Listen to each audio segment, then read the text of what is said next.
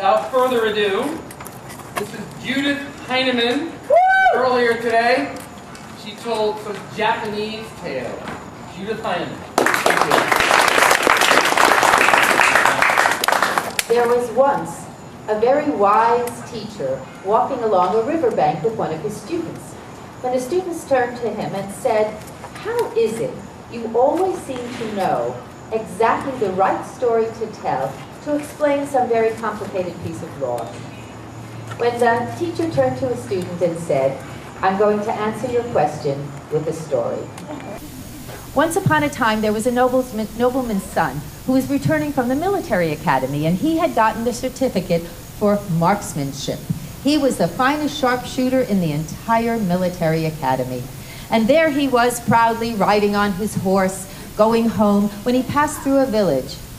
And there, on the side of a barn, he could not believe his eyes.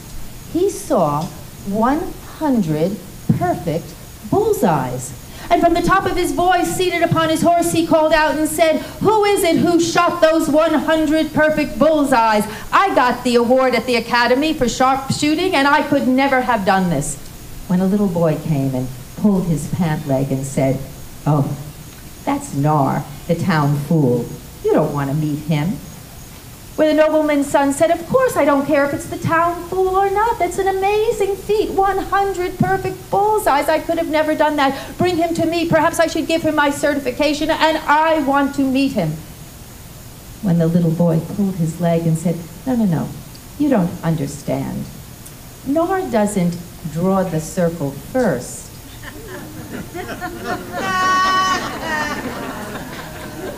And then shoot. He shoots. And then he draws a perfect circle around the bullet hole. And so the teacher said it is with me.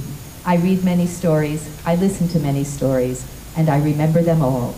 And then, when there's a particular story that I want to tell, I just create the perfect introduction, the perfect bullseye, and I hit it every time.